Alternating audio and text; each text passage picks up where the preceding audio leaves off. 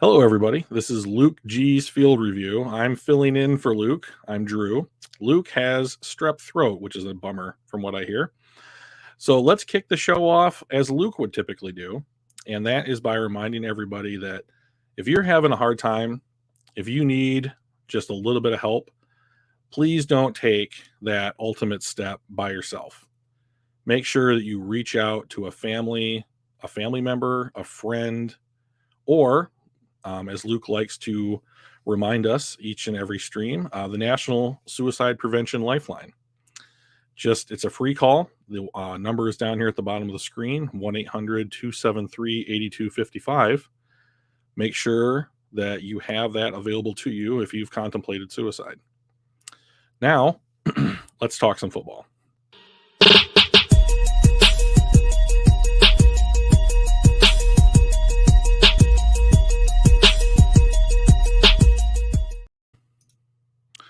All right, excellent. Ooh, my head is so big inside this. There we go.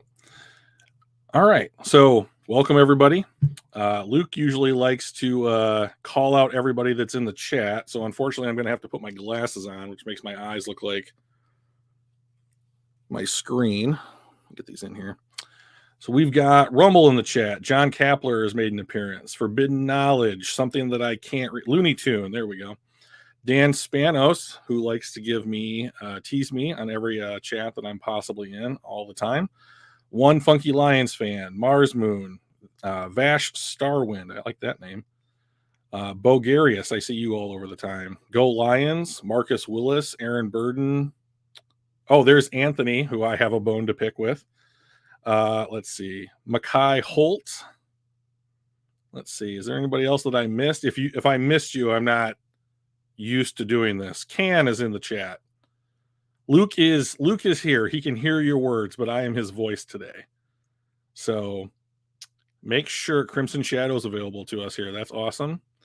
Luke did want to make one announcement though, is that this for now and forevermore will be known as the Baltimore Ravens podcast. So I'm really sorry if you guys showed up today to talk about the Detroit Lions. That's all in the past now. We are on the Kyle Hamilton train moving forward. He plays for the Ravens. I root for the Ravens. Anthony should be happy. Travis Jones is a Raven. So that's excellent. No, I was just kidding. That's a little joke. So what I did want to talk about today is what the Lions' upcoming schedule is going to be like this season. So everybody has said, there it is. Yeah, there's very little trust, right? So I mean, like, he wants to make sure that no one freaks out, which is a good idea. So we are not going to be talking about a linebacker. That is of no interest to me whatsoever. So I've got a screen here with the teams that the Lions are going to be playing this upcoming season. Ooh, look at this. I'm not even doing anything, you guys. Luke is literally the dude from the Wizard of Oz manipulating the screen from just off camera. Yeah.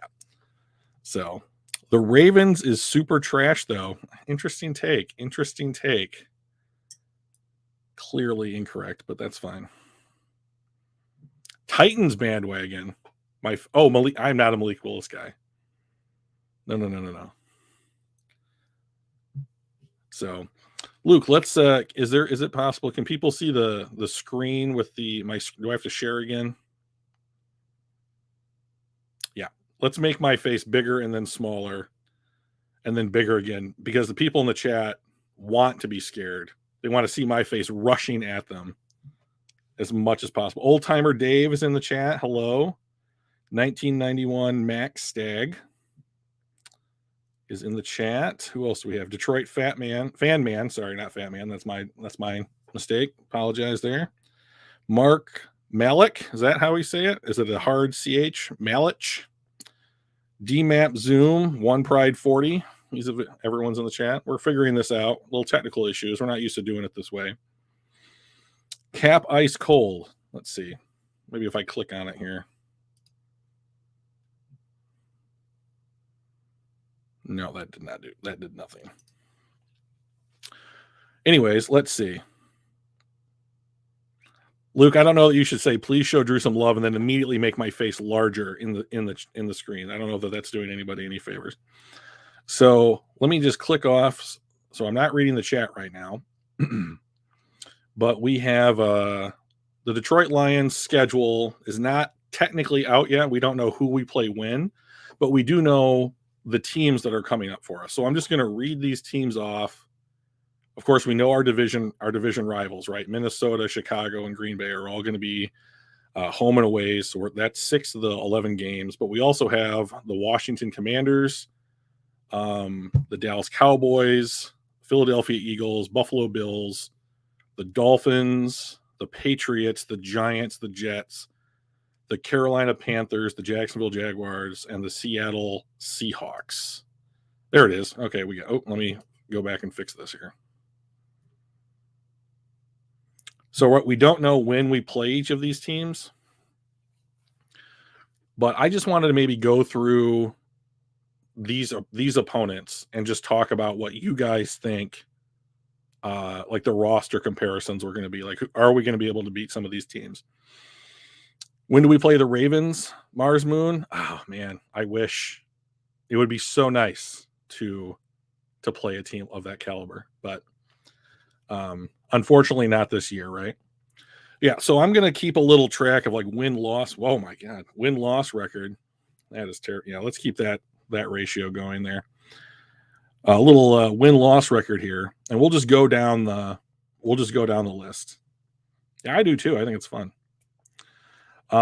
So Washington. So what did they do in the offseason? They added Carson Wentz. I don't know that that's good or bad. Probably bad.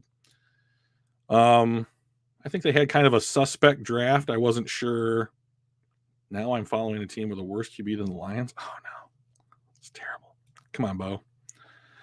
You do owe Ravens payback. That was to lose on the longest kick in NFL history is rough. But so the Washington Commanders, they've got Carson Wentz. They've got a pretty solid defensive line. Good skill position players. You have to share your tab. Oh, my bad.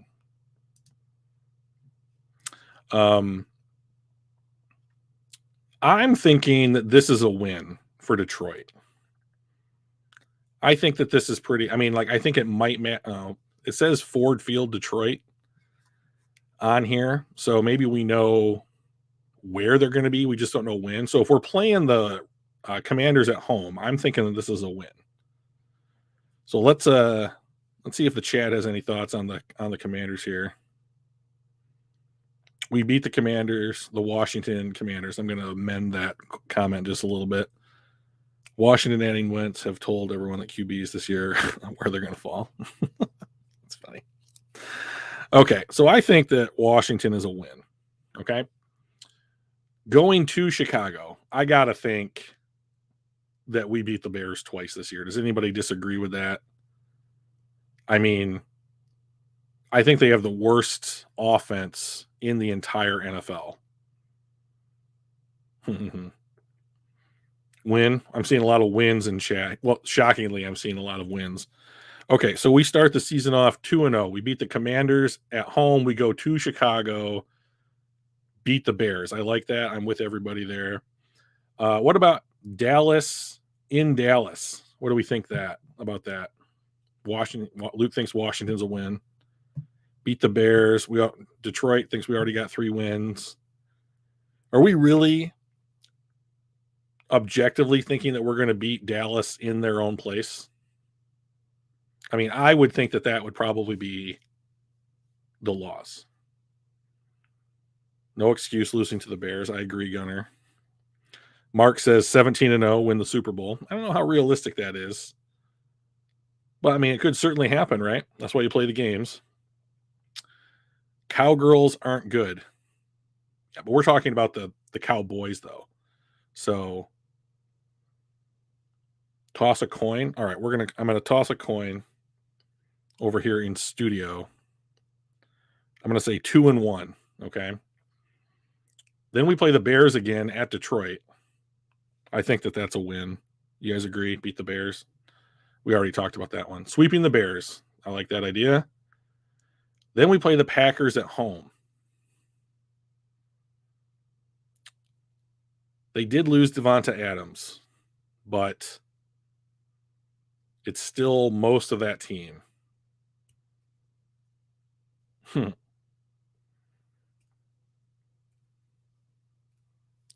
Vash Starwin thinks everybody in chat rocks. That's awesome. Appreciate that. Named a lot of people, doing a better job at this than I am. I like it. Split versus the Packers, says Lions Lee. Lions Rumble. Because of the run game, we're going to beat them.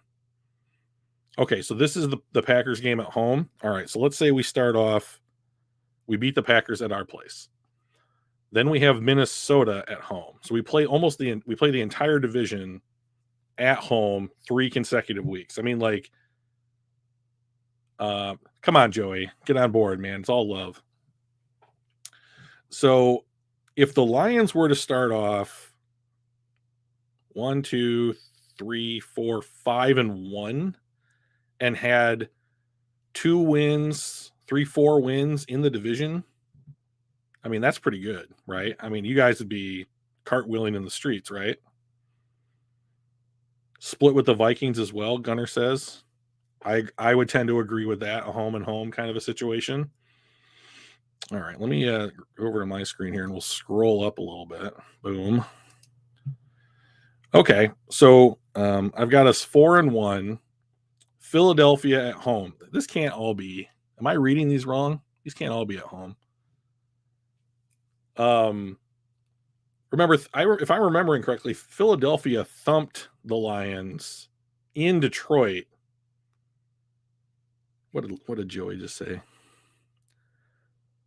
Get in the chat, start saying mean things about Drew. Like, he does that on Discord already. That's fine, Joey. And like, Joey's just been waiting for a chance ever since we got into it a couple times, like in all these, like the Woodward chats and that kind of thing. Oh, it's not going to be in that order, Gunner says. Okay. Okay, so we've got, what are we up to here? We split with Minnesota. We're playing Philly. What do you guys think about Philly? We are losing to Philly, Tactile Puma says. Eagles barely beat us, Mars Moon says. Philly going to be tough, Crimson Shadow. Eagles have our number. Okay. Well, it looks like some people think that Philly might be pretty tough. They did make that trade for A.J. Brown. They did get Jordan Davis. I'm not a huge Jordan Davis guy, but he is huge. Okay. Williams thinks that Philly might be good enough to pull that one out. Okay. We're 4-2. Buffalo. Mars Moon, he's got the faith, man. We're going 17-0. Yeah, Jalen Hurts would have to have a bad game. Yeah, okay. Makes sense. Lions Lee says loss versus Philly. Okay. Guys, you guys are on the Eagles bandwagon, man. I like it. There's other good teams out there, right? What about Buffalo, though? You got Josh Allen, Stephon Diggs. Tre'Davious White is coming off of an ACL tear. I don't know if he'd be ready, depending on when we play him. Loss versus Buffalo, Dan Spanos. Fuck no, we ain't fucking with Buffalo. Okay, all right. So looks like there's some people on the side of the Bills here as far as that is concerned. I can understand that. You know, like that's a Super Bowl contender. They do have something to prove. Oh, look at Gunner. I like that. Got to stay optimistic. Glass half full. So next on the list here is the Dolphins. So I'm not high on the Dolphins. I think that their offensive line has gotten a little bit better, but is completely suspect.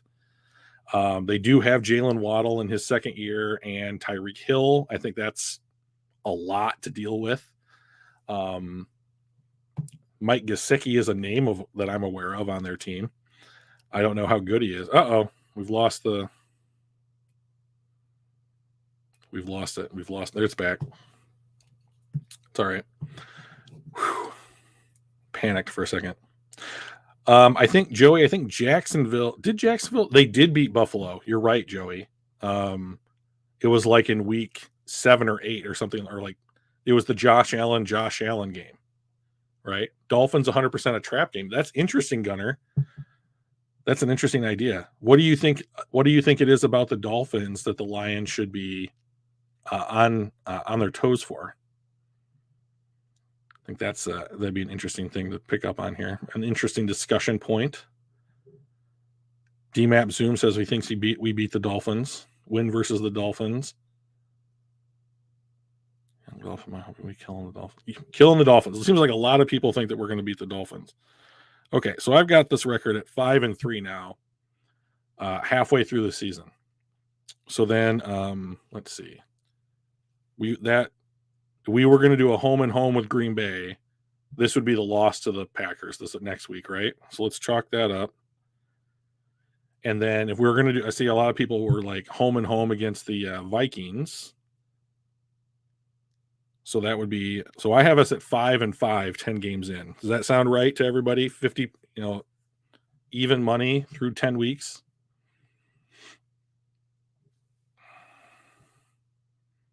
Okay, 5-4, 5-5.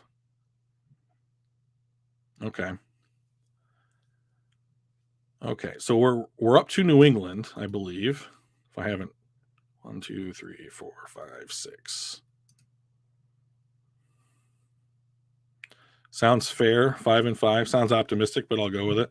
See, Joey, I'm gonna get to you, man. At some point, you're gonna be on one of these chats and you're gonna say something, and you're like, "Wait a second, that sounds like something Drew would say," and that's when you're gonna know that the conversion has happened. You've come over to the dark side. That's where I live. So we're up to New England. What do we think about the Patriots? We're not fans of the Patriots, right? We tried to have their GM and their coaching staff not too long ago. We still remember that.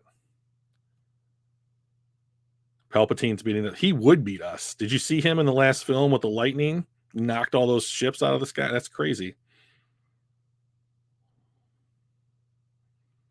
Patriots is a loss if it's in November or December. Okay, that's a good point. Yeah, New England's a pretty tough place to play in the winter months. Okay. So let's say 5-6, if I'm right here. Oh, at the Giants? We got to beat the Giants, right? That's the revenge game against Kenny Galladay. Can't just leave. Fat Matt. That's cute.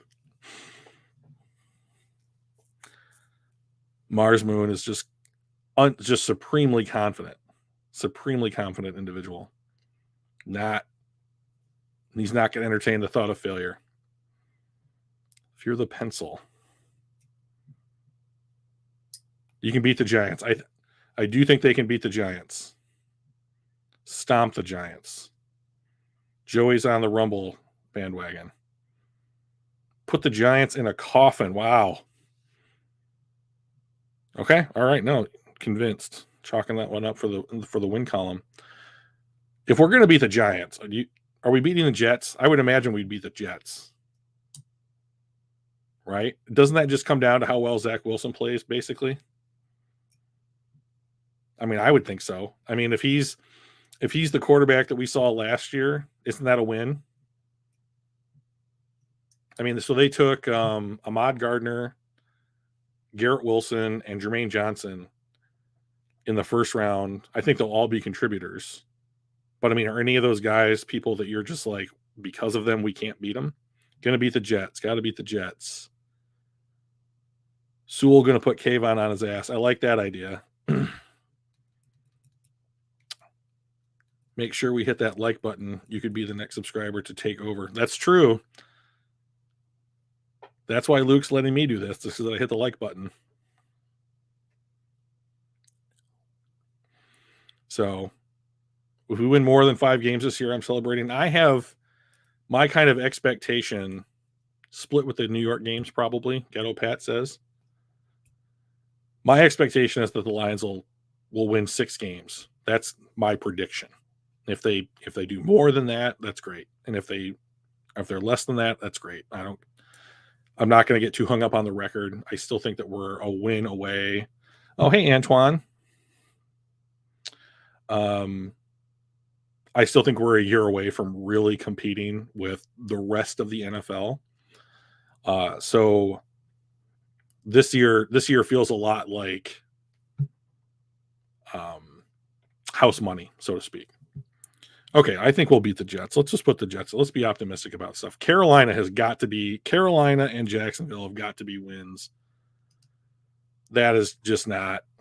I would say Seattle too, right? So I know that this is ridiculous, but like I've got us at like 10-7. Is that insane? If the Detroit Lions got to 10-7, that would be a wild card berth for sure, if not outright beating the division, right? Or just winning the division outright. Carolina should be a W. Matt Rule ain't did nothing over there yet. That's a good point. He has not had the success that they had hoped. Carolina is weird. That's a tricky one. I do think that they have players that are difficult matchups. Christian McCaffrey, if he's healthy, is an extremely difficult matchup. Okay, Bulgarius, let's not put this is quote unquote Drew's prediction. Drew's prediction is that if they get 6 wins, he'll be thrilled. So let's just everybody take a moment, right? Like the ball still has to go out there and bounce over the crossbar as to whether or not some of these guys are gonna beat the Lions anyways. So yeah, so I mean, but like this, so like if they do go 10-7, like how does that happen, right? So like to me, the rookie incoming class has to make a contribution.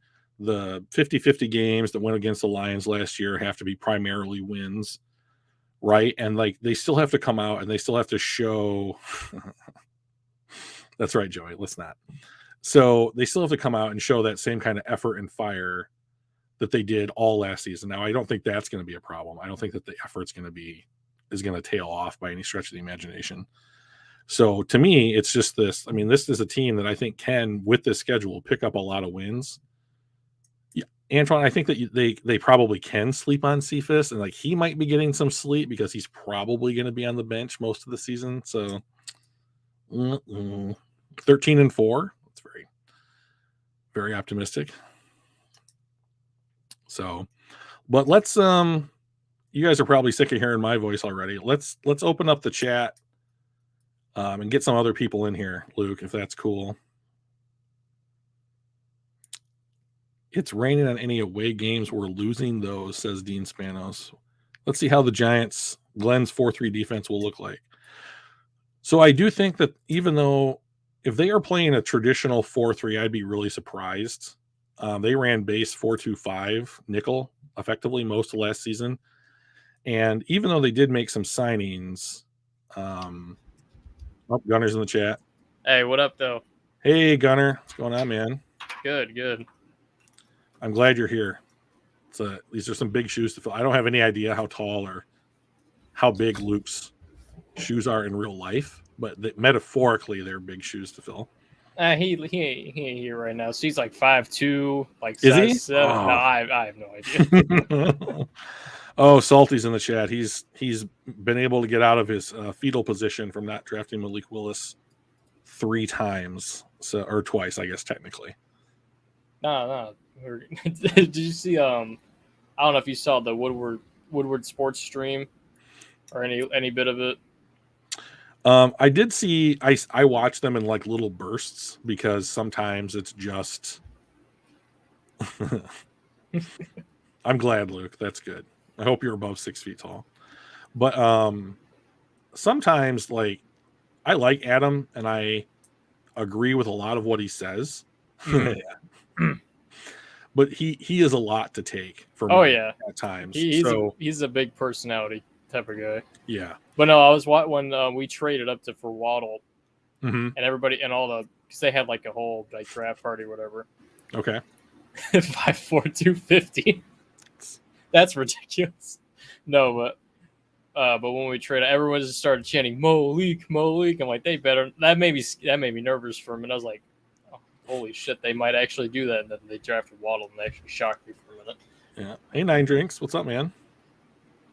Yeah, no, I think what the schedule comes out like the 12th or something. So yeah, we got a little bit of time. Yeah, about a week. Yeah, a week for that. You know, the thing about the schedule that has me as optimistic as I am is that, I mean, if this were to go something like the tougher teams on the schedule, like the Bills, if they were coming to Detroit, that game could be entirely different. You know, I think the Bills. Yeah, the Bills and Miami are home games. Okay. And the Patriots and Jets are away games. If we get the Patriots early, like week 1 through 4, because typically with Bill Belichick teams, they take a little bit to get going. I think if you can catch some napping early, but also that's in New England. That's just a hard place to win in general. It's true. That's a good point. But if we're playing them in December, November, that's just a loss. Just didn't even bother showing up. Yeah. Bo, Garius, come on now. Let's bring this back. Let's bring this back to reality here. Okay. This is weird. I can't see the screen in here, but I can see the screen on the YouTube stream. YouTube stream. I don't know what the setup is a little bit clearly different than what Luke is used to. And so if he wants to yell at me in the private chat to give me instructions, I'll happily change whatever it is I'm doing on my end. Man, no wonder I forget what his name is. He always says he wants to throw hands with StreamYard. I see why now. Yeah. It's Luke is running the show behind the scenes right now, puppet mastering it. All right, well, I guess we'll see. I definitely think the Seahawks is going to be a tough matchup just because how still effective the running game is, even regardless of Drew Lock. What'd you guys think about Kenneth Walker going there? I think he'll be good in Seattle. You think he's got a chance to start? I mean, they still have Carson and Penny. I'm not in love with those guys, but yeah, Carson has had a hard time recently staying healthy. Rashad Penny looked pretty good towards the end of the season last year. He has a chance, I think, to be the starter over there. It's definitely going to be a run for his team over there. Yeah, I mean, I would not. Yeah, I wouldn't trust Drew Lock. I wouldn't have him throwing 40 times a game. You know, with Russell Wilson, their offense was largely predicated upon like Wilson buying time and letting Tyler Lockett and Metcalf get deep, right? And like, to be fair, like if I had to bet on DK Metcalf getting a jump ball, 4 or 5 times a game, I think that he'd probably win most of those. Yeah. So, Luke is talking to me here. Everybody, hey, there's Crimson. What's going on? Hey, how you doing? Good, buddy. Here, there, everywhere. How you doing? Are you enjoying the Drew Hour? Oh, this has been fun. I mean, so I like talking Lions. Like if you guys have some suggestions as to what you would like us to discuss next, I'm certainly open to it. I mean, it's either that or anything else going on. We've pretty much discussed the schedule. Have we gotten to Jacksonville yet? That's going to be a fun one. That will be fun. To be honest. You will see the first overall pick in action and the second overall pick in action in that game. Yeah, exactly. I'm just praying to God Sewell gets put on his ass. Not Sewell, but Kayvon gets put on his ass by Sewell. Oh, that would be fun. Yeah, definitely. Because if anybody, Joey's in chat. No way. Oh, really? Yeah. What up? There he is. What's going on, man? What's on? You hear me? Oh, I can hear you. Thanks. All right, cool. I'm just going to sit back. I don't really have anything to add except for sometimes I see some incorrect shit in chat or whatever. Oh, sure. Gotcha. Okay. I love a proofreader. Yeah. So Joey's in here chilling. Oh, I mean, I've just been looking the past few weeks. I've just been looking at our current draft picks, seeing if there's any gems really. And I mean, I'm loving Pascal. I mean, more and more people are talking about him. I mean, and depends on what we're going to do with the defensive scheme. I would love to see Pascal and Hutch. I think you pretty much have a run shutdown team right there. You ain't running with Aleem, Levy, Pascal and Hutch. I think, well, there's a lot more you could do with him, so you can kick him on the inside more. I think they're probably going to do that a lot, too, have him play more interior than edge. Yeah. Oh, yeah. Salty says he's got a question for us. Salty, hit us with that question when you get a chance, okay? Okay.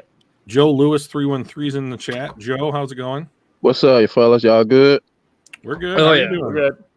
Yeah. I was looking at the schedule like today, and I was looking at like the only game that matters to me is beating the shit out of the Patriots. I'm sorry, like I just cannot stand Matt Patricia. He fucked our franchise like 3 years. Set us back 3 years ago. I just that's the only game I care about.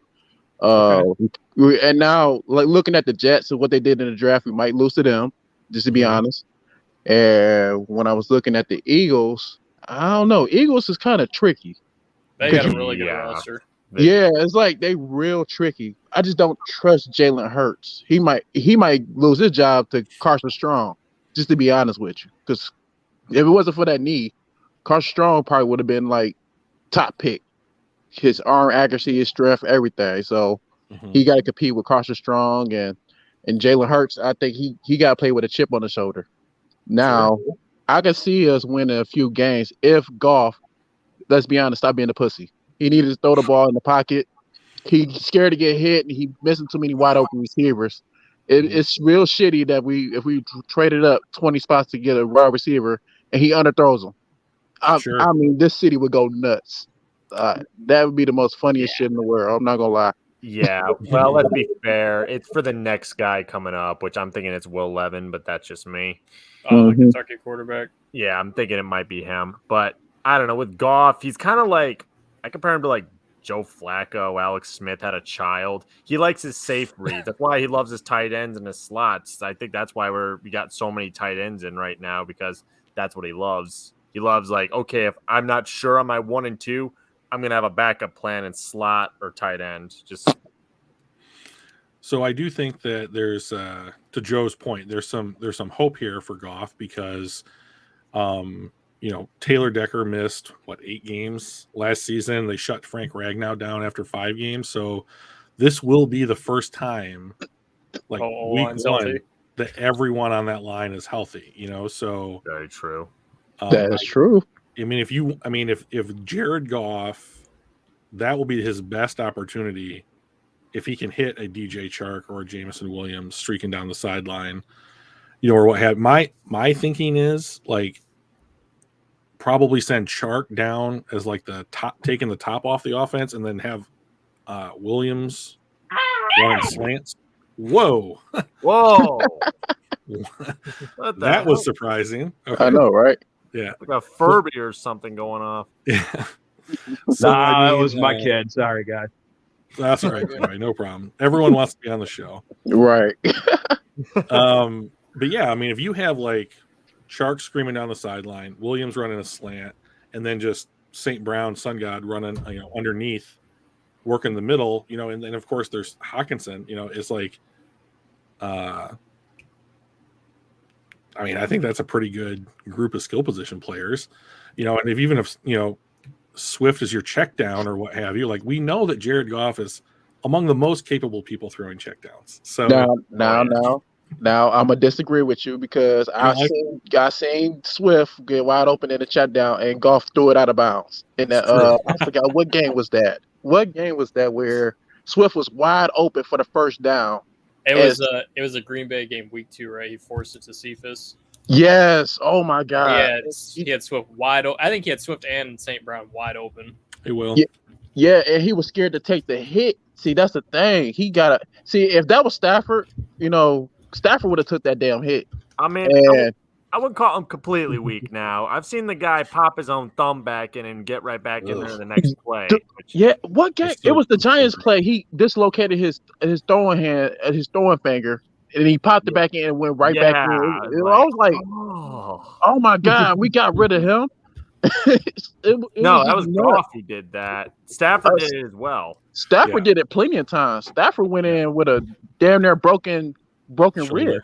Stafford is the equivalent of Monty Python's. It's just a flesh wound, just missing an arm. I mean, that's if they refused to trade Stafford, he would have just retired. Yeah, I totally agree. But like I said, golf can get us a few wins if we just toughen up a little bit. It's just he got to understand that he's playing in Detroit. He's not playing in LA no more. We don't get no calls. Referees don't like us. The NFL do not like Detroit Lions. Period. And he got to understand that. He got to play with a chip on the shoulder every game because like the phantom face mask. Like, come on now. We grabbed Aaron Rodgers by the goddamn shoulder pad, and the referee said, "You know what? We grabbed him by the fucking face mask. It was like 2 inches away. We just gonna call it a face mask." Did it twice, both on third downs. To be fair, where he had never gotten The one ever back-to-back in his Trey career. Flowers non-face mask.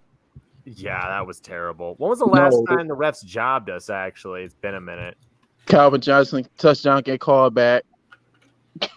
Oh, that's That was the worst. iconic. That was the worst one. Yeah, for sure. Oh, Complete the process. yeah. I think what it is, somebody need to sit golf down and actually show him the Detroit Lions history that we like. The NFL do not like us at all. Okay, to be fair, Dominican that's Sue what was the- literally brought to tears over the fact the ref screwed us over. That man. Is that So go ahead. Someone was talking. Oh, so Jared Goff, he's the quarterback this upcoming season, right?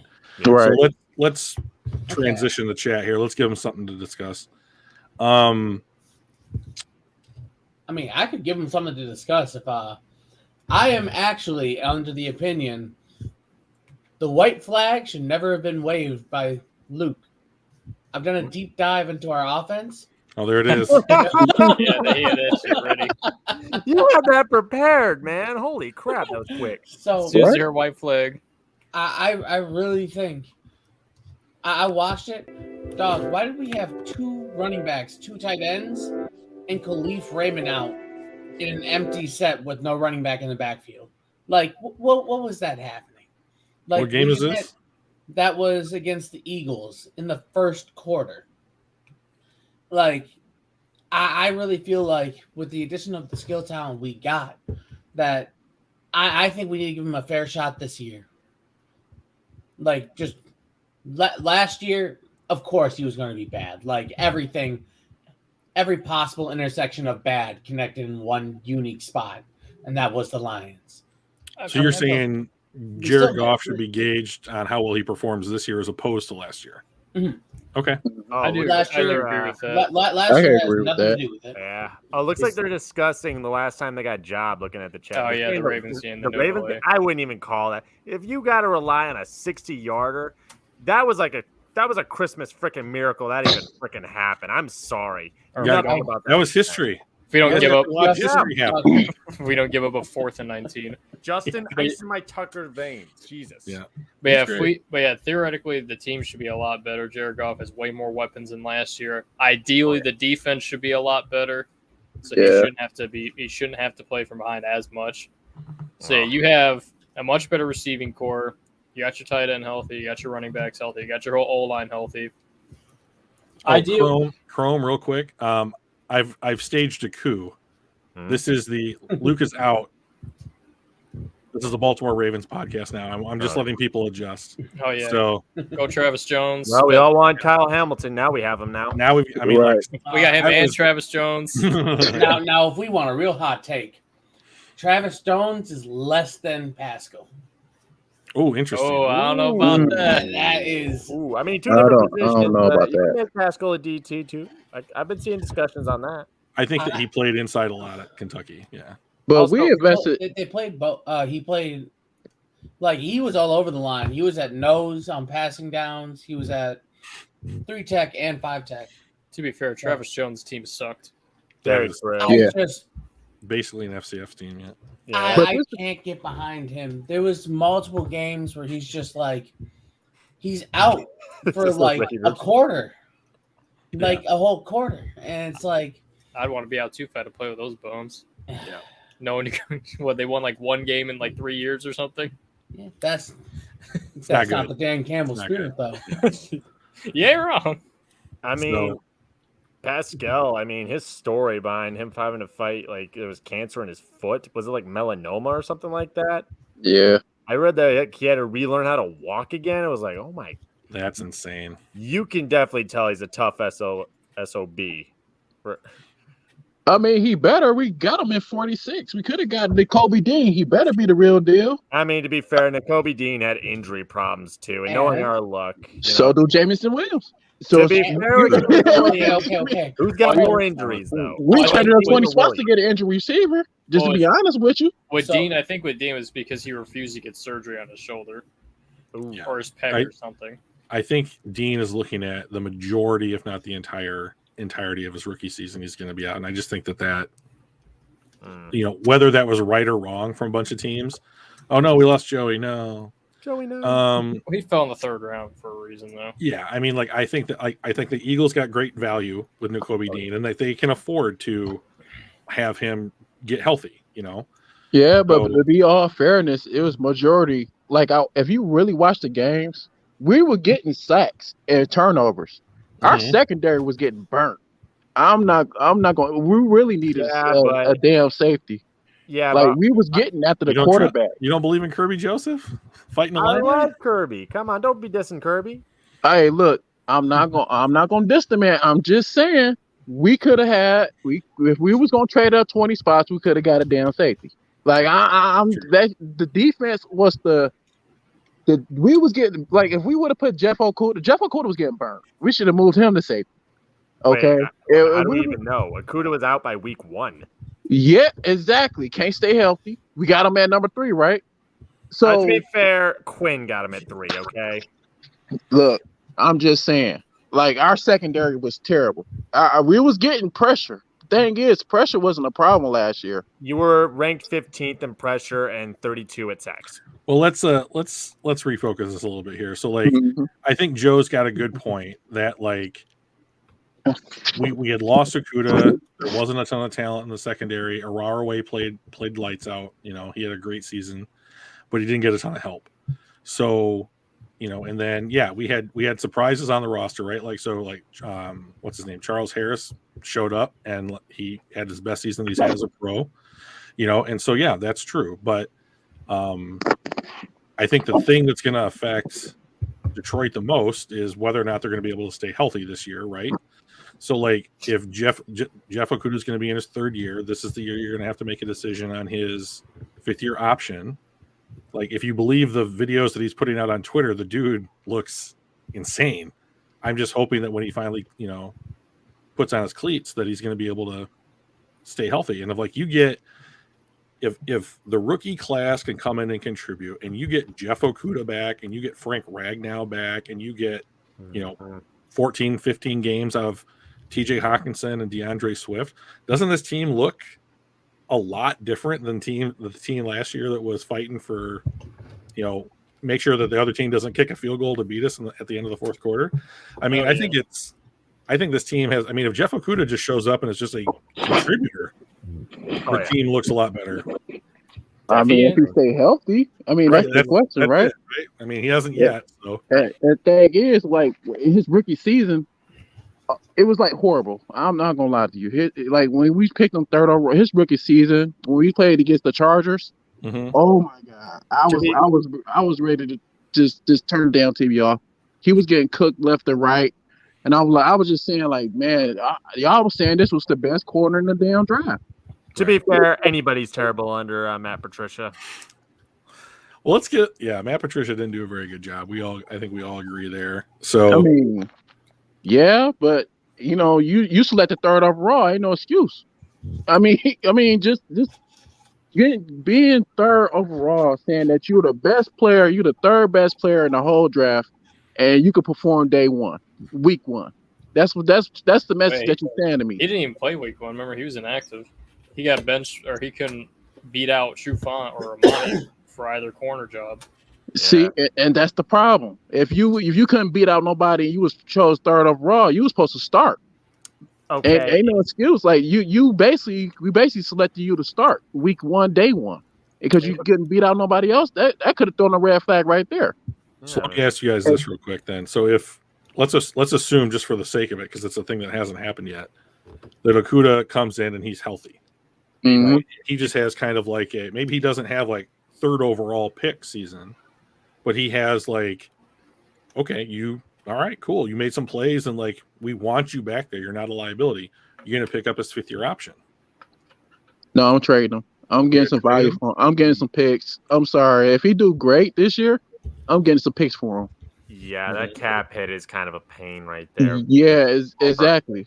I believe he's the 3rd highest paid player on the Lions roster. And cutting him would just 4th. be. Man, for a guy who's played 10 games, that's crazy. I'm not cutting. If I was Brad Holmes, I'm not cutting nobody before the contract. I'm flipping them. I'm flipping every single player that I get. If they're real, they valuable, and they serviceable, I'm flipping them. Get some more picks. If he can hit on every draft that he hits on picks, allegedly that everybody says he does, I'm gonna give him more picks. I'm not gonna sit here and just like let people walk no more. That's the old Lions way. We're gonna, hey, here you go, Trey Flowers. You can go ahead and walk out the door. Here goes your money. Thank you for not doing nothing but sitting on the bench every year.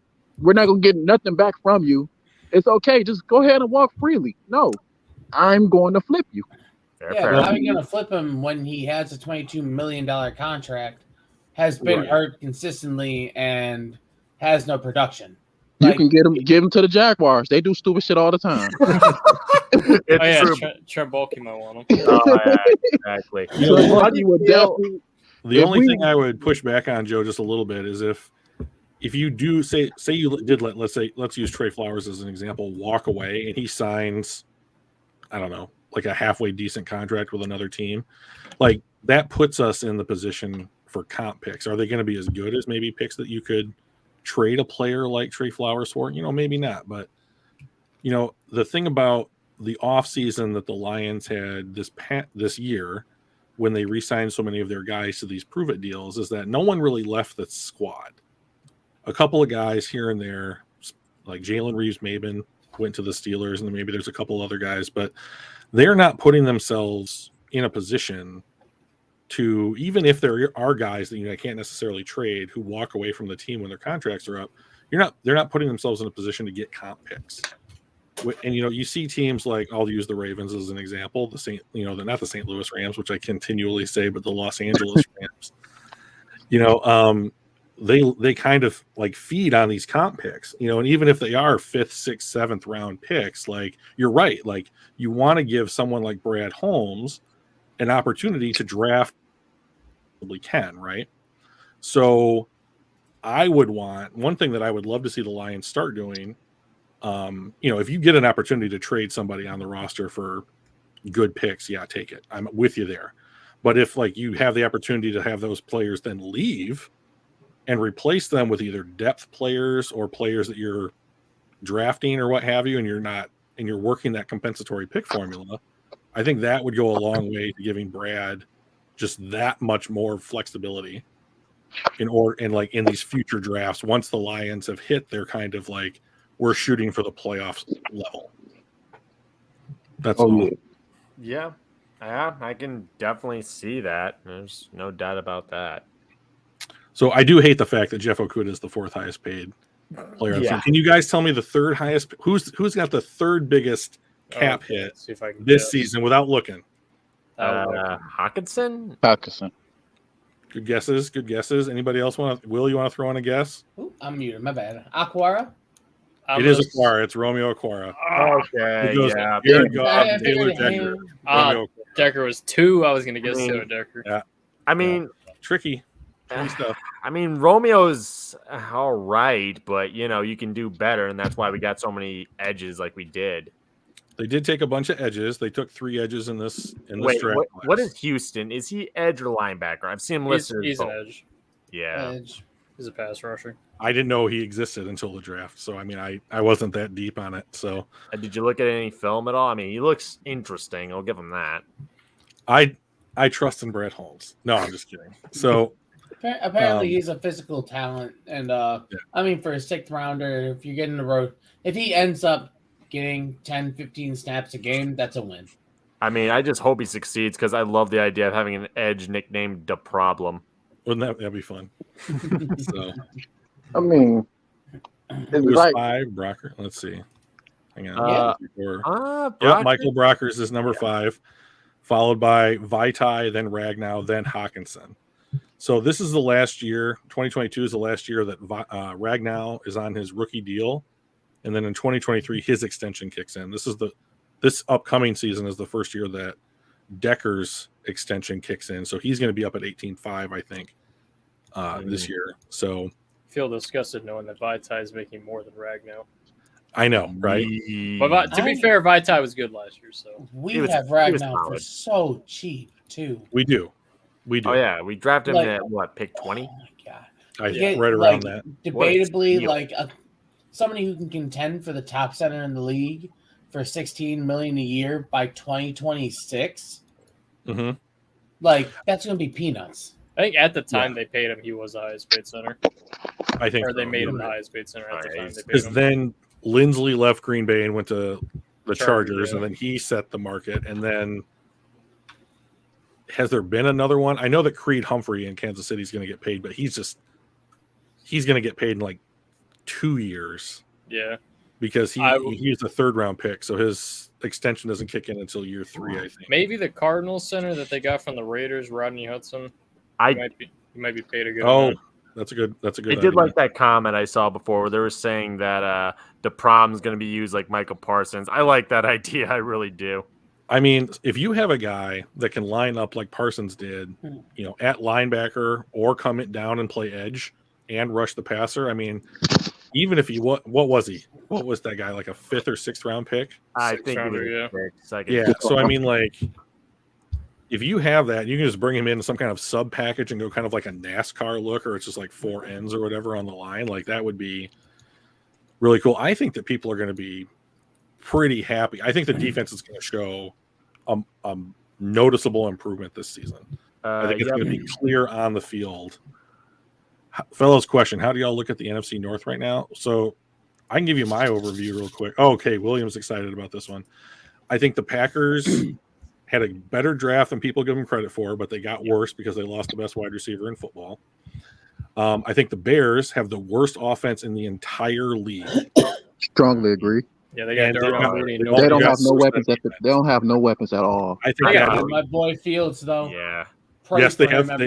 Justin Fields. I feel so. I mean, he went to Ohio State and he plays for the Bears, and I still feel bad for him. So I mean, like that, they are just not helping him whatsoever. And then I think the Vikings. I think that a lot of people. I think the Vikings had the kind of the draft that like a lot of Lions fans wanted to have. Right? They took a safety at 32. They took a linebacker at 66.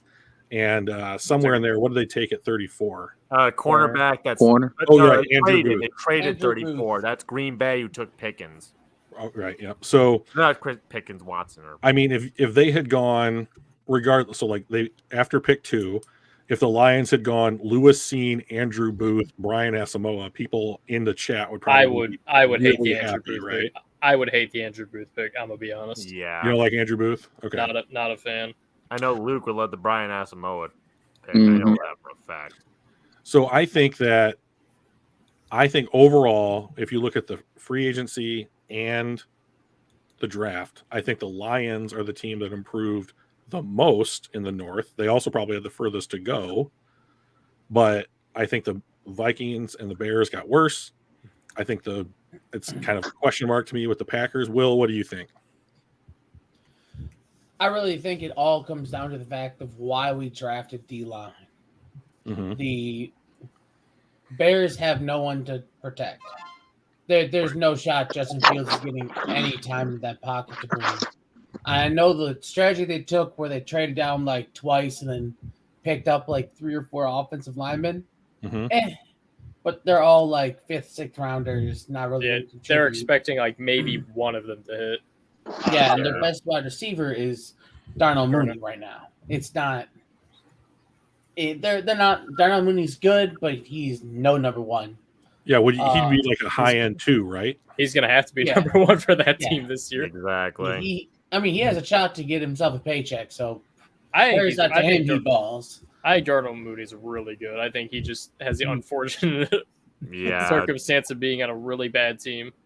Yeah, and I know the Vikings are run first, play action second.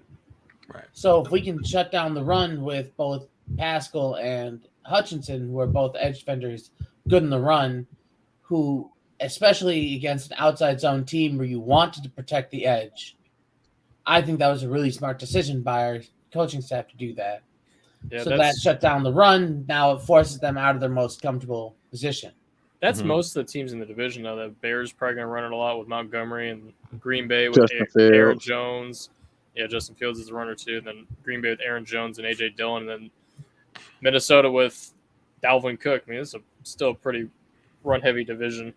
But Yeah, if exactly. Justin, Yeah. And I think Luke always had the opinion last year that whenever we got bodied, what did the opposing team do? They could run it down our throats. Right.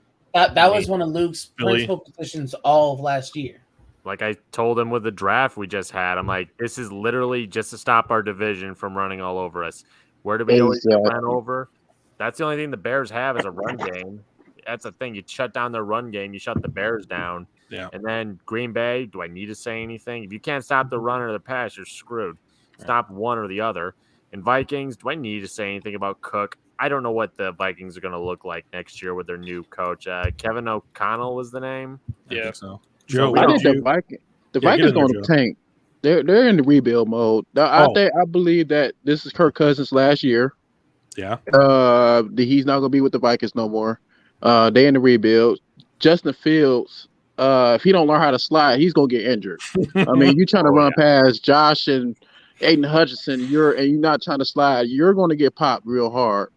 They did extend Cousins for one more year at about $35 million guaranteed. Yeah, Guaranteed. they're going to be looking for a quarterback. Because thing is, Kirk Cousins, let's be honest, is the biggest criminal in NFL history. Oh man, I don't know how they approved that contract. I was I'm like, Kirk Cousins. People are trying to get his agent. Yeah. You know what's a weird question, and I bet the chat would probably debate this. Who is the second best quarterback in the NFC North? I think that's going to be a weird debate because it's Aaron Rodgers is number one. No one's taking that. If he would have left, I would have been happy. But it's Justin Fields. Right now? He's just in the worst position possible. they get Fields is the second best. Kirk Cousins is the second best quarterback. Kirk Cousins is the second. No, believe it or not, and I give him a lot of shit for it. I really think Jared Goff is the second best quarterback in our division. And I'm gonna tell you why. And I'm gonna tell you why. The thing is, when I first seen Goff, even though I'm gonna take a lot of heat from this, but when I first seen Goff, I'm like, okay, yeah, everybody said he's a real good quarterback if he have weapons around him. And we know we got a lot of weapons around him now. It shouldn't be no excuse for him. I know when we brought in a few receivers for him, he was looking good. And in all the games, if you really look at all the games, we stayed in there. It wasn't like we just getting blown out like typical Lions in each game. We was actually going to win. I mean, the Ravens game, we shouldn't have lost. We shouldn't have lost to the Steelers. It was a lot of close games. I think the Eagles game was like the worst game that I was at that game, and you should have got your money back then. Yeah, exactly. So I was screaming at Goff, like I was damn near. I was right behind him. I was talking mad shit. You should have seen it. It was beautiful. But he ruined your weekend. Honestly, I wasn't surprised we got blown out. That was the game after the Rams. I think they were feeling pretty good how well they competed against the Rams. They just forgot to game plan against the Eagles. Exactly. I think thing is like when I was watching the Rams game, I'm like, oh shit, they doing offside kicks, they doing backflips and doing all types of magic shit. I'm like, what happened to all that good coaching on that game? But I was then we went to the Eagles. It's like we forgot how to fucking play football. So forgot how to play. Yeah, it was crazy. So Hurts only threw like 9 passes on us. They ran it like 50 times. Was that's that insulting? Yeah, was that the game where we benched Anthony Lynn, where he's like, nope. Dan's no, like, that was whatever the game before the Steelers was. I think the Steelers. Yeah, I don't think. So let me ask you guys this then. Let's say you've got about the Vikings. You've got Kirk Cousins as the quarterback of this team this upcoming season and next season, right? And you're probably getting, let's say Kellen Mond's not the answer. You're probably trying to get some quarterback to bridge after Cousins, right? Mm-hmm. If you're Justin Jefferson and you've played your career with Kirk Cousins and now you're bridging to a rookie that you don't know how he's going to be, do you stay in Minnesota? I think they'll pay him. So. Well, I mean, I think they'll pay him. I think that he's I am exceedingly high on Justin Jefferson. They're gonna have to pay Justin just because they're gonna be their only target that they're gonna have if they bring a rookie in. So if they keep Justin Jefferson, they could bring in he'll work with him. He's gonna have to work with him in the offseason, but he got a better fighting chance to get a rookie in. You know what I'm saying? Like I won't say that a rookie is going to change the whole franchise of the Vikings because their defense is Vikings only known for their defense. And they've been terrible at drafting QBs. Yeah. So and cornerback. That as well. I think if it comes down to if he wants to win, then yeah, he's probably going to want to leave. Because if it comes down to production, he's had insane production these last 2 years. This will be his third season. This will be the season that they have to pick up his 5th-year option. They will pick it up after the season in the off season. But then, I mean, is he going to unfollow him on Instagram? Are we going to get like a Debo? I mean, like this is how. I mean, I'm not 22 or 24 years old, so I don't. I mean, that is apparently the worst thing that you can do to a human being or organization is to not follow them on Instagram anymore. But like, Kyler Murray. Yeah, exactly. Like if he pulls a Kyler Murray, and the Vikings are sitting there, and it's like, Justin, will you please follow us on Instagram again? We will pay you literally $100 million. And he's just like, no, I'm not going to re-sign here. I mean, are we going to get like an AJ Brown situation? I mean, AJ Brown's in the same spot that Justin Jefferson could be in this upcoming. Okay, Luke brought up a really good question. Actually, just reading that, I don't think he's not like he was the number 1 receiver taken off the board. I'd say Drake London would have to be just as good as Chase. No, Chase had very, very different expectations put on him than even Justin Jefferson. Justin Jefferson surprised everyone. Like that was a huge surprise, but Jamar Chase was expected to be great, and he absolutely embodied everything in his past. Like, what was their numbers? Now, just to be fair, to Luke's point, the Williams have to be just like Jamar Chase. I'm gonna tell you why. We gave up draft capital that Brad Holmes could use for a wide receiver. He has to outperform Jamar Chase. I'm sorry. Jamar Chase is the best rookie wide receiver season ever. Yeah, that's completely ridiculous expectation to hold him to. Hey, look, that's the price you pay when you move up 20 spots and give up draft capital. That the number 12 overall pick has to outperform the number 5 overall pick. And the thing that's just ridiculous. With Brad Holmes, what Brad Holmes shows me. You did, Luke. What Brad Holmes shows me that he sees a guy, he wants him. He don't give a damn what he got to give up. He believes in this person. Sure. And I respect that. But once you do that and you give up draft capital like that, so that person is under a lot of pressure. That person is under a lot of pressure to perform. He gave up almost nothing. He gave up almost nothing to move up. So like almost is good enough for me. What he did was he gave up the number 34 pick to move up 20 spots in the first and the second round. That is as close to a 1-to-1 ratio on draft capital in a first round trade as you are going to find. So like, did he give up a pick? Sure, he gave up a pick. Did he give up so much that like you have to get Jamar Chase out of it in order to recoup that value? Absolutely not. So what happened if we could have got the same wide receiver at 32? Yeah, maybe you could have. We won't. And we could have kept the other 2 picks, and plus would have built off of that. Then we're gonna be looking at Brad Holmes if that wide receiver doesn't pan out, right? And if they don't stay healthy, the thing is with injuries, it doesn't make a player better. I mean, it either can make a player worse, or it depends on their work ethics. Does Williams Jeff Okudah played a prime example of that. He can never stay healthy. You know, so if he becomes another Jeff Okudah as wide receiver, then we're gonna be at Brad Holmes' head. So everybody gonna be saying, "Oh, we should have took Cal Hamilton. Oh, we should have just focused on defense. Wide receiver core wasn't a problem." Because you gotta think, Brad Holmes did the same dumb shit with Trinity Benson. Gave up draft capital for a wide receiver that barely played. Yeah, and what he did this year, He traded up for a wide receiver that's probably gonna play in November. He is a pattern. So so let me ask you this, Joe. Let me ask you this then. Let's say, so I don't think that Jameson Williams, even if he starts week 1, is going to have a Jamar Chase season.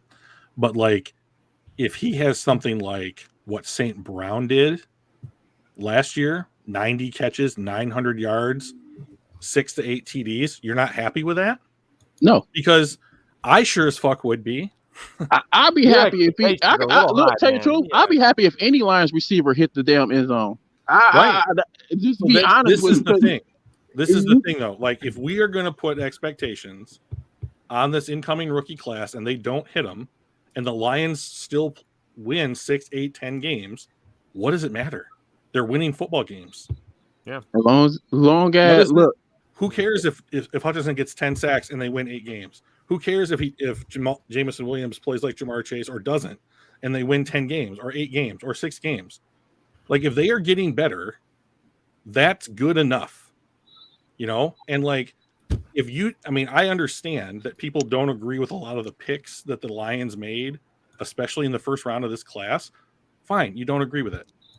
But if you're going to put an expectation on a kid, especially coming off of an injury, to say you need to have effectively the best rookie wide receiver season in the history of the NFL, the only thing that you're going to get out of that is disappointment, because the odds are that he is not going to have that season.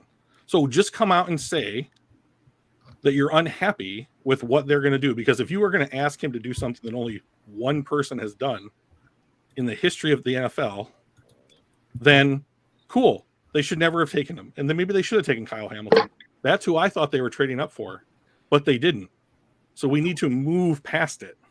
It's kind of we definitely gonna move past it. But the thing is, if I'm not knocking him. He's a real good damn wide receiver. I'm not gonna lie. I seen the thing. I looked at his tape. He's one of the best. If it wasn't for the injury, the board, injury history. I mean, this seems like the only injury I've really seen from him is this whole ACL deal.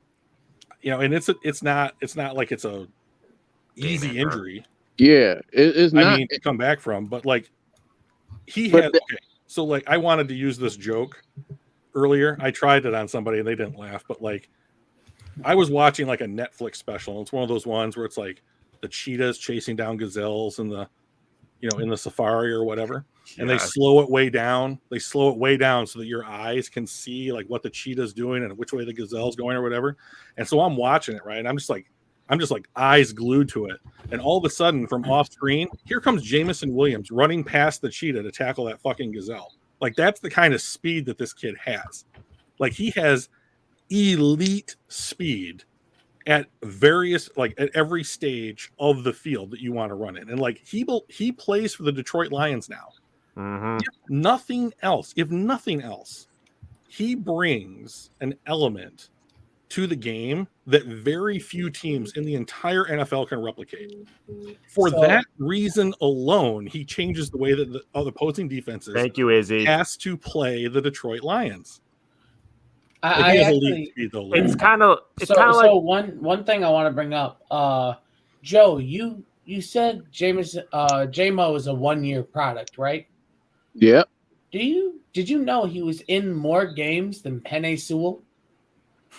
Yeah, Penei Sewell didn't. I think he didn't play 1 year, a whole year. Penei Sewell was in 21 games. So what you're saying J-Mo's been in 25. So you're saying J-Mo is going to be sitting out this year after we traded a 3 spot? So we should have J-Mo sit? That's what you're saying? No. I think that he'll be ready for camp. I mean, what I'm saying is that, to me, saying he's a 1-year wonder, that doesn't really matter to me. Joe Burrow was a 1-year wonder.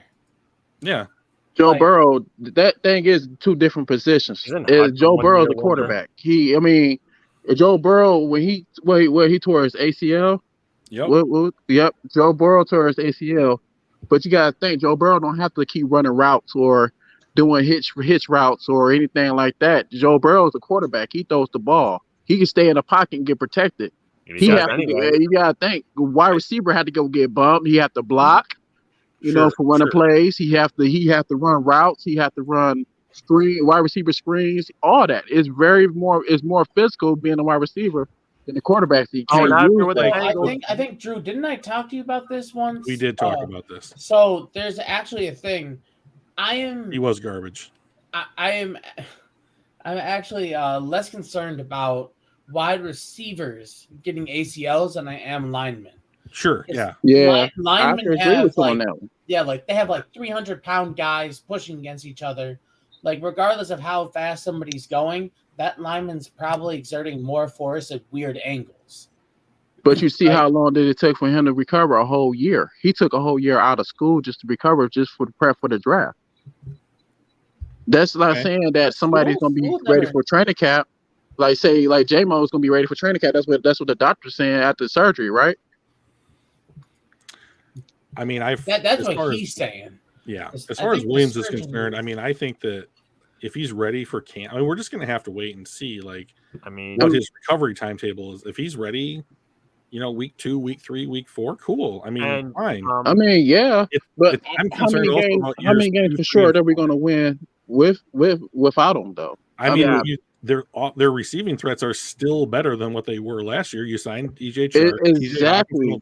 That's why I never understood, because when he drafted a wide receiver, I knew we needed receivers, but when he drafted a receiver that high, I was confused at that moment. I'm like, hold on, wait. Well, don't you need an elite wide receiver these days to succeed? I mean, you're gonna say he traded up for Trinity. He traded for Trinity Benson. Benson has no factor for Williams in this game. I mean, they almost the same. They almost the same kind of people. I mean, just to be honest with you. Okay, back up. What the fuck? He traded a 7 for Benson. Don, did you have something you wanted to throw in? Pop quiz. No one's allowed to look at the roster. Is Trinity Benson still on the roster? Yeah, he is. Yes. Yes, he's still on the roster. Luke, can we move off this quote, please? Or unless you really want me to get going on it. Let me move need on. that right now. Because it's similar to the Williams thing. How do you guys feel that thanks to Hutch being the number 2 pick, he has to perform like Sue? I think let's get off of it. Can we get off of the draft class?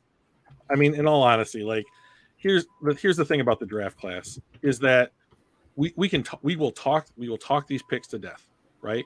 We will talk these picks to death, and that's all it's going to be is talk. And everyone's going to have their opinion. Is anybody really going to be wrong? Probably not. But like, whether you agreed with the picks or disagreed with the picks, those players are on the Detroit Lions roster right now. And so the thing that everyone, as far as I am concerned, should be concerned about is how are we going to get better? Because whether or not we wanted Kyle Hamilton or you wanted to draft like a Lewis Cine and then a Brian Asamoah and like what the Vikings did with our picks, the reality of the situation is we don't have those picks anymore. We have the players that the Lions pick. If you're going to trust in Brad Holmes, then this is what trust sounds like. Ready, everybody? Open your ears. Mm-hmm. You're just going to have to trust the dude knows what he's doing. Yeah. I mean, that's what it's going to come down to. Like, I think that the Lions got better. I think that the record is going to reflect that. But I also don't expect, I mean, I know we did the little exercise and I got to 10-7. But like I don't expect that the Lions are going to win really more than 6 games, and I would see that as an improvement. And like, it's not just about next year; it's about years 2, 3, 4 of this group, and it's also about the kids that he's going to draft next season. And there's no excuse. He's going to have to address safety. He's going to have to address linebacker. He's going to have to address quarterback. Like next season, I mean, we've already got mocks out for like who the Lions are going to take. And I mean, if they can get like a top 3 quarterback and still have the other Rams pick to address the linebacker or a safety position, then the team just gets that much better, and then we're all on the same page. Like there's a lot of things to address on this roster, a lot of things to address. Yeah, but in all honesty, to be honest with you, I don't even think they're going to draft a quarterback next year. Really? I think they're going to stay in Goff contract, and believe so. They have so much faith in Goff, they're going to give him more weapons. That would be interesting. So I would say that if we go 6-10, we draft a quarterback. 6-11. Yeah, but 6-11. But if we go like 9-8, 10-7, well, we're not going quarterback because Goff has shown that he has the ability to lead this franchise. Exactly. And the thing is, that's what Brad Holmes trying to do with this draft is to build around Goff. And the thing is, I think we're going to, I think in the near future, we're going to say F them picks. I'm not even going to lie to you because we drafted just as well as the Rams did when Brad Holmes was there. They addressed the line. They didn't give a damn about the secondary. They were just going to give away their first round picks to get people that, stars. And I think that's the route that we're going. But I really think that we're not going to get a quarterback next year. They're going to have so much faith in Goff. And be honest with you, Dan Campbell, he got something to prove this year. All the biting kneecaps, all those quotes that he did last year, he's not going to settle for no damn another losing season. I'm going to be honest with y'all. Dan Campbell is coming into the season with a chip on his shoulder, and he's going to push those guys to play. And everybody said the culture changed, right? Yeah, and what? Who said that? What was that safety net? He said that he want to be a Lion, but he's tired of losing. Who said that? I forgot. Who the hell said that? Fuck. I'm trying to think of his name because he did an interview. What's his name? I forgot. My brain fart. I got a big ass brain fart right now. Do you have COVID? Yeah. No, I'm helping my wife. She just had a mommy makeover, so I'm just helping her out. So I've been back and forth, but god damn it. But yeah, but everybody wants the culture. Like when people come back, that's why I was happy with the Davis thing. Is people want to come people want to come back to the Lions? Really? Oh, Jared Davis. That's unheard of. You know what I'm saying? But it's like the culture changed, and Dan Campbell is not coming in the season with a losing season. I think they already sat down with Goff and told him what they expect out of him. They build around them. They got a good, solid team, and I really don't think we're gonna have a losing season this year. I mean, not either. It's so much on the line right now. We had three coaches that was up for head coaching jobs. Our defensive coordinator. When you ever heard our Detroit Lions defensive coordinator get interviewed for a head coaching job? Terrell Austin. Well, okay. So, your point. Okay, yeah. Point is an interesting stat that I love. But you never. For everybody in the chat that is talking up Jared Davis, the best thing that Jared Davis could do after this season is leave again so we could get another comp pick. Okay, he's not a world beater, but he's okay. He is a living, breathing human being who the Detroit Lions have given a contract to. End of story. That's. I mean, it. I don't find Jarrell Davis. Jared Davis, yeah. Jared Davis. Jared Davis is going. I don't even think he's going to make a team. Really, to be honest with you. Oh, really? I don't even think he's going to make a team. Don't tell Luke that. I don't think it's going. I'm sorry to hurt Luke. I know Luke is watching, but I'm gonna be honest with you. I don't even think he's going to make the team. I mean, what do you think it's going to look like? I mean, we know our middle linebackers Anzalone. What's our outsides looking like? I mean, I would guess. I mean, in all seriousness, I guess it's some combination of Davis. I mean, our middle linebacker is right now Derek Barnes. He's actually the middle linebacker on first, second down. They like taking him out and subbing in quicker and faster linebackers, which I think is part of the reason why we got Malcolm Rodriguez, who, for Joe, you said you wish we got Nakobe Dean at 46. I'm happy we didn't because we got Malcolm Rodriguez in the 6th, who is faster and basically the same thing. What is his special? And he is so dope. Put on any of his film, as a linebackers coach. Look how excited he is a nutter. He is so I've never seen a guy that is in the last frame of every play like he is. It's so much fun watching this. The anti-Brandon Smith, effectively. Dude, I love how giddy he is. This is nice. Brandon Smith. But ain't he a run stopper though? He's more of a run stopper than cover, right? No, he is a very, very quick guy. Can he cover? Yeah, he can cover. He's 5'11". He's kind of small. He kind of like a under. He ain't too small, man. 5'11" is kind of small, man. You gotta. So he had some very fun stuff. So there was times where have y'all ever seen wrestling where you get around a guy's neck and kind of throw him down to the ground? He did that multiple times to 300-pound linemen. So I saw that, looked it up. Malcolm Rodriguez was a 2-time state scroll down, Luke. State champion winner in wrestling. So he knows how to use leverage. He knows how to use his hands. And it shows up consistently. Even though he's 5'11", he's 235. And he had the highest ever recorded linebacker Make that big. bench press Bigger. total. So I'm really excited for him. And the amount of big guys we have up front to make sure they can't climb up to our linebackers. He should have clean alleys to run through.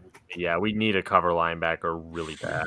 But if he comes in and if Rodriguez comes in and like he gets that out of you, or you get that out of him, like it's great. Like you're getting really good value from that guy. And let's say he doesn't do that, if he's just a good special teamer in the 6th round, great. Exactly. Great. That's great. So yeah, it looks like, is this confirming that we're going 4-3? I mean, like, I understand like what this guy is saying, like O'Hara is saying, but like I would be surprised if we weren't in a 4-2-5 most of the time. Okay. So one thing I get 4-3, God, look at all your 3-4, 4-2-5, 3-3-5, 5-1-5. It all really doesn't matter to me. God, how many articles do you have? The main thing, the 3-4-4-3 is outdated. 3, 4, 5, 6, What the more important thing to me is that 21. In the second to last one, it says we were a read front last year. Right. Now we're attacking. Mm-hmm. Right. That's the difference. That is the difference. 4-3 and 3-4 is but are you reading? Do you have people waiting, shedding at the last second, or are you getting upfield, going downhill, attacking? That's why I love Malcolm Rodriguez. Hatter's house, I would level 1-2-8. That would be a baller defense. Luke, you need to change this freaking profile pic to the Watcher, man, and put a Lions jersey on him. He gonna mess around and get a virus. I mean, I'm amazed the computer can run it all. I mean, that's just ridiculous. So, I mean, do the same amount of research. Just do it one thing at a time. Like, don't just like leave shit open and then move on to the next one. I mean, have a million. Get in all the info. All right, guys. Well, that was some good chat. Let's gear up though for our final thoughts. Okay. All right. Okay. All right. So let's start with. I mean, Joe has been. Hey, Luke, can you minimize the screen for me real quick so I can read people's names in the chat? Don, you joined us but didn't say a ton. What's your final thought? My final thought? Don's. Don.19's. Final thoughts. Yeah. I wanted to ask y'all a question. Sure. Because I heard on the radio, and I want y'all opinion, and it said, like, what's better for the Lions' future? Jared Goff to be good or drafting a young QB? Well, I know what I think, but let's start with Joe. What do you think? Jared Goff or a rookie QB? Which is better? Neither. But in my opinion, though, It's a surprise choice. We're gonna have. I really don't like. We just gonna have to roll with Goff. It's the money issue. The money, $30 million a year. We have to go. Goff is way better at this point because if you got a thing is a rookie, it takes a long time to develop, especially in this draft class. So I will have to roll with Goff just because of the money. And if you get the right weapons around him, he could be a decent quarterback until we actually get one. So we'll have to roll with just Goff. Don, was your question about this past draft class that we just had, or no? I was talking about the next one. Next one. Okay. Oh, the next one. Oh, yeah, do you want to take another shot at it? Does that change your opinion at all? Yeah, that changed my opinion. Well, it all depends on how he plays this year. Because last year he played like he didn't want to be in Detroit. Period. Like he it's cold just here. 10 weeks. Right. Yeah. So it was like the first few weeks he played like he didn't want to be. He didn't know nothing about Detroit. He was just like, I'm gonna come here and do my job and leave. But now since he's been in the city, let him marinate a little bit. And it takes a while for people actually want to play for Detroit. So I think Jared Goff will do good this year. Next year, I don't know. I think the quarterback from Kentucky, he's real good, but yeah. So we just gotta wait and see, man. I just want to see how we played this year. I'm not really focusing on the future because this year determines on if we get a quarterback next year. Crimson, what do you think?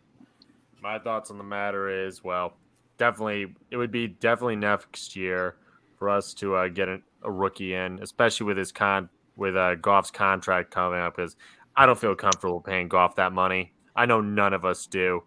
I just pray to God that we were able to either trade up or at least get somewhere, because I would hate the idea of settle on a QB. Like, God, I don't want Spencer Rattler. That dude looks like Lori Lightfoot. I already can't trust him. Terrell ain't getting drafted. Oh yeah, he's gonna be a bum. Okay, interesting. William, what do you think, man? How are we going to answer Don's question? It all depends on our record this year. If we're at what Drew says, about 6-11, There we go. we're in the top 10. We're trading up for a quarterback. That's final.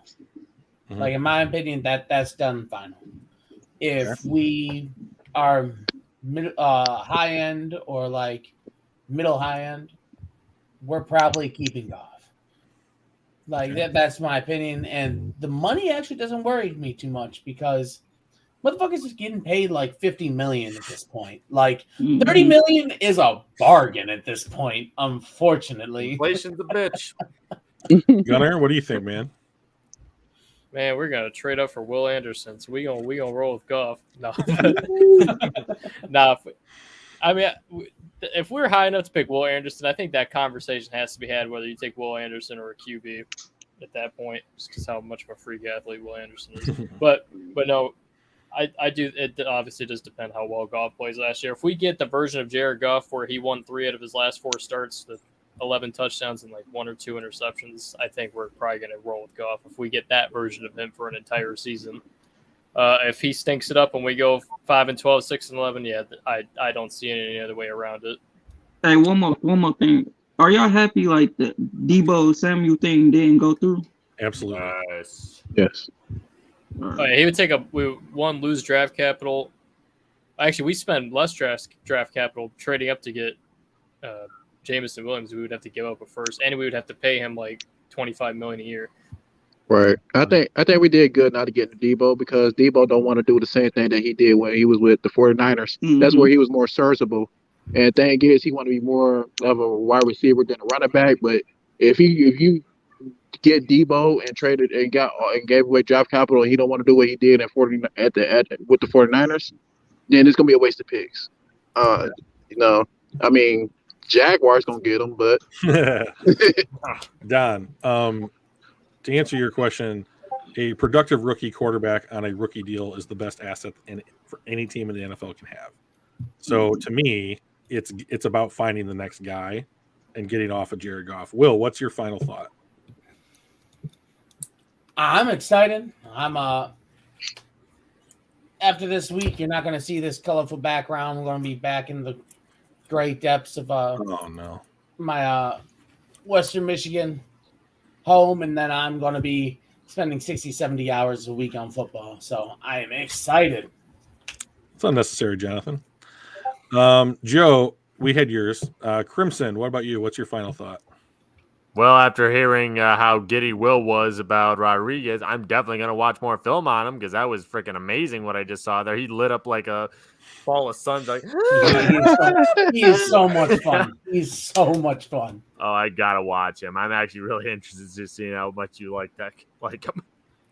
Mm-hmm. Gunnar, what about you? And I'm really excited to see this rookie class in actions. So far, I think my favorite pick is probably going to end up being Kirby Joseph. I think we're going to be using him a lot, and we're going to be running 3 safeties. So really excited to see him in training camp and preseason and all that. September could not come any faster. Right? Well, I guess mine is just give this draft class a chance. You know, even if you didn't agree with the picks, like they're Lions now, right? Like you're going to be cheering for them on Sundays. Let's give them a shot. And let's hope that they contribute and that the Lions also improve and that we're in the right spot next year to, if we're not fighting for the playoffs this year, we're ready to fight for the playoffs next year. So those are my final thoughts. I'd like to thank everybody, both in the stream here and in the chat, for coming out.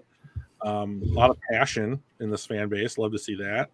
And let's see if Luke's voice gets better by the next time that he wants to host the stream, right? So we don't have to see the Ravens cap all the time. So anyway, it was good hosting. I really appreciate the opportunity. Thank you, Luke.